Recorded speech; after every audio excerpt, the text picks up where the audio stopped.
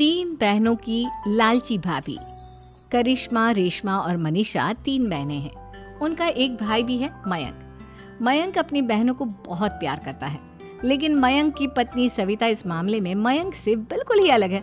वो अपनी ननदों का जितना बुरा कर सकती है उतना बुरा करती ही रहती है और अपनी ननदों पर हुक्म भी चलाती है। करिश्मा, करिश्मा, तुमने अभी तक नाश्ता नहीं बनाया? तुम्हारे भैया को ऑफिस जाने में देर हो रही है। हाँ भाभी, बस अभी बनाती हूँ। करिश्मा, तुम ये ढीलापन छोड़ दो। कल को पराये घर जाना है। वहाँ अगर तुम इस तरह से काम करोगी तो लोग क्या कहेंगे कि माँ ने और भाभी ने कुछ सिखाया नहीं। और तुम्हारी दोनों बहनें कहाँ हैं?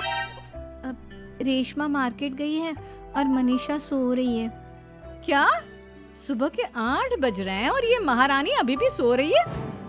ये कहते हुए सविता अपनी सास दुर्गा देवी के पास जाती है। माँ जी, देख रही हो अपनी बेटियों के तौर तरीके? क्या हुआ बहू, सुबह सुबह क्या कर दिया मेरी बेटियों ने? अरे एक तो अभी अभी उठकर किचन में गई है, दूसरी सुबह सुबह बाहर चली गई और तीसरी अभी तक सो रही है। क्या करूं मैं इन तीनों का, मैं तो परेशान हो गई हूँ। जा जाकर उठा उसे और रेशमा से मैं बात करती हूँ। सविता सीधा मनीषा के कमरे में जाती है और उससे कहती है, महारानी जल्दी उठो, सूरज सर पर आ गया है। भाभी थोड़ी देर और सोने दो ना, मैं रात को लेट सोई थी।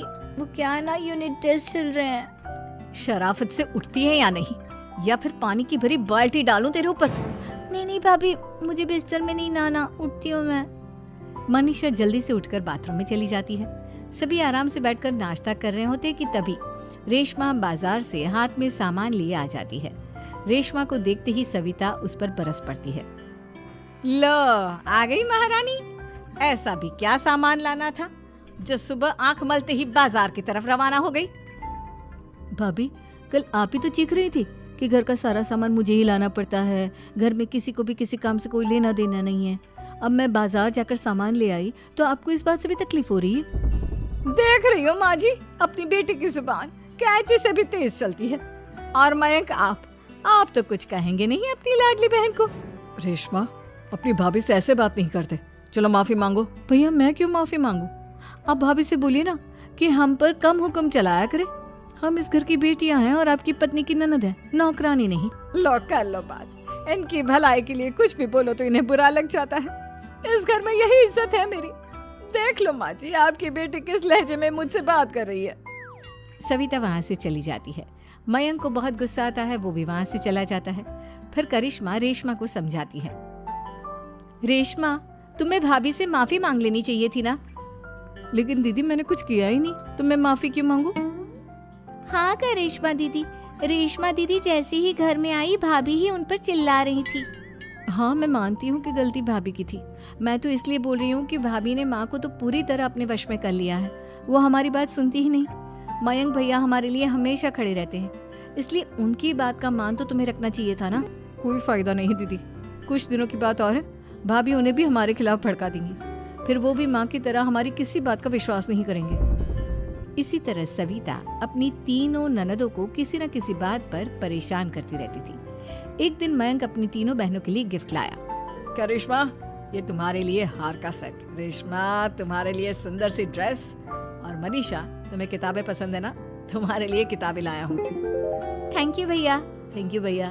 थैंक यू भैया।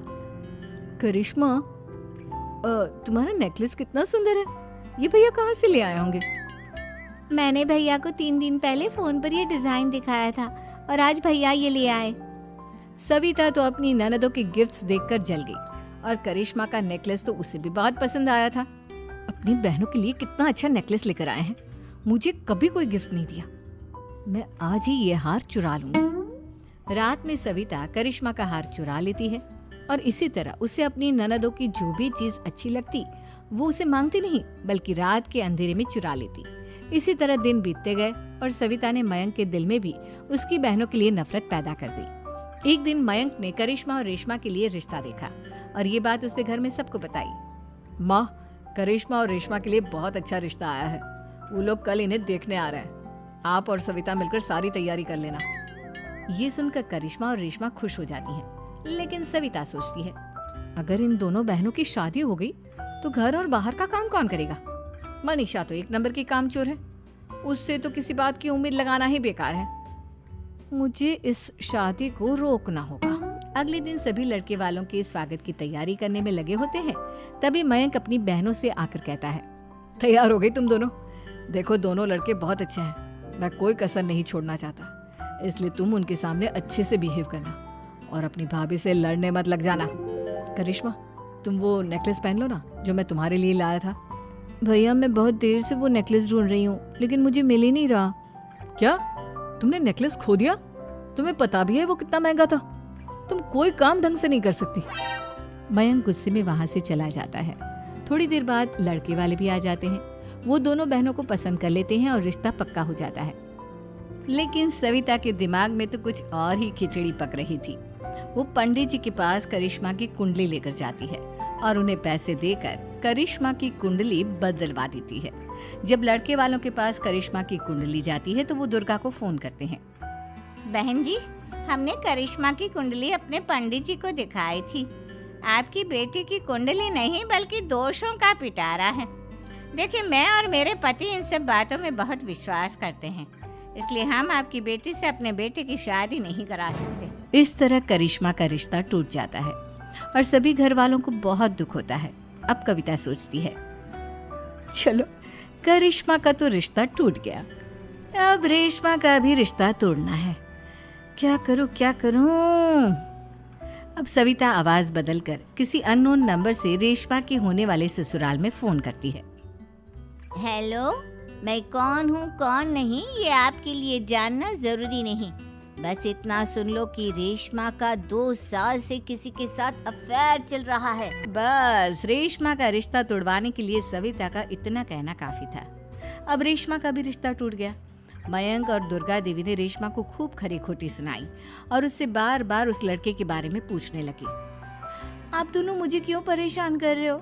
अरे कोई लड़का होगा मेरी लाइफ में तो मैं बताऊंगी ना, जब कोई है ही नहीं तो कहाँ से लाऊं मैं कोई लड़का? तो तेरे होने वाले ससुराल वालों को फोन किसने किया था? माँ, मैं नहीं जानती किसने फोन किया था, मैं सच कह रही हूँ। मैं तो पहले ही कह रही थी इसकी लगाम खींच कर रखो, लेकिन मेरी सुनता ही कौन है।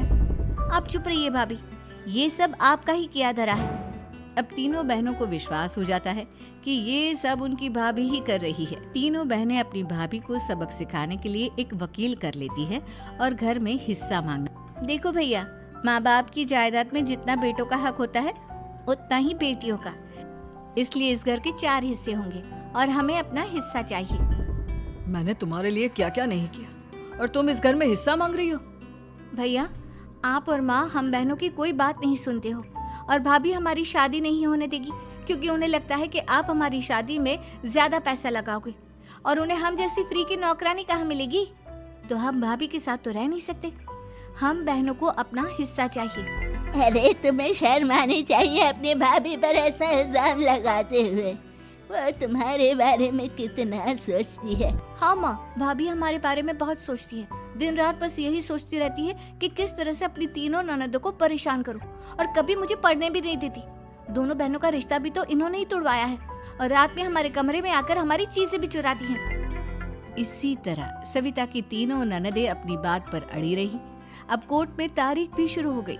जब सविता को लगा कि उसकी तीनों ननद इतनी आसानी से नहीं मानने वाली, तो उसने अपने पति और सास को सारी सच्चाई बता दी और अपनी तीनों ननद से माफी मांगी। मयंक और दुर्गा को भी अपनी गलती का एहसास हो गया। अब सविता खुद करिश्मा और रेशमा के लिए अच्छा रिश्ता ढूंढती है और उनकी शादी करवाती है।